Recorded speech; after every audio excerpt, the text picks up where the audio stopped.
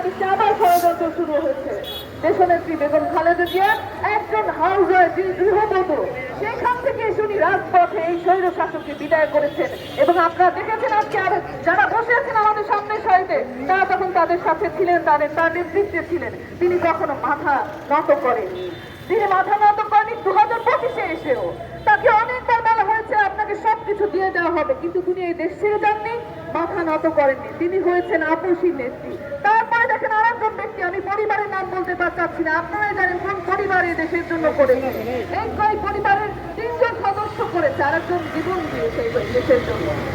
এখন আসেন আপনি, যাকে তারা মার দিয়েছে, মেরে বলেছে যে না, এদের বংশকে নির্বংশ করার নেতৃত্বকে জাতীয়তাবাদী দলের নেতা থাকবে না, নেতা শূন্য দল করা হবে, দলকে ভেঙে চুরমার করা হবে। কিন্তু তাকে নির্বাচন দেওয়ার পরেও কিন্তু বাংলাদেশ জাতীয়তাবাদী দল 2025-এ এসে একজন কম্পিউটার, একটা ড্রয়িং রুম দিয়ে একজন নেতা কতটা শক্তিশালী করতে পারে, সুসংগঠিত করতে, এটা আমি সমস্ত জায়গায় যেখানেই যাই আমি সেখানে এই কথাটা বলি।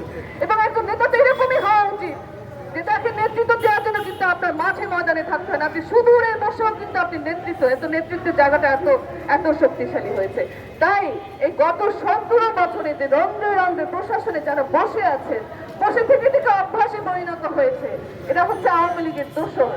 কিছু কিছু ওনারা আমাদের আই ওয়াশ করার জন্য ওনাদেরকে ট্রান্সফার করেছে, ওনাকে বদলি করেছে, ওনাদের এদিক সেদিক করেছে, কিন্তু আসল লোকজন কিন্তু এখনো বসে আছে। তো সামনে যখন একটা নির্বাচন হবে, আপনি কি এখনো মাননীয় উপদেষ্টা, আপনি আমাদের প্রিয় ভাজন, আপনি আমাদের গর্বের জায়গা, আপনি এখনো সেই জায়গাতে হাত দেন যদি আপনি নির্বাচনটা ঠিক বা এই দেশের মানুষের ভোটাধিকার ফিরিয়ে দিতে চান, এই দেশের মানুষের জন্য গণতন্ত্র ফিরিয়ে দিতে চান, এই দেশের মানুষকে একটা গণতন্ত্র যদি প্রতিষ্ঠা করতে চান, তাহলে আপনি কিন্তু সেই প্রশাসনের রন্ধে রন্ধে বসে থাকা লোকজনকে কিন্তু এখন তাদের উপরে ব্যবস্থা গ্রহণ করুন। সকলকে অসংখ্য ধন্যবাদ।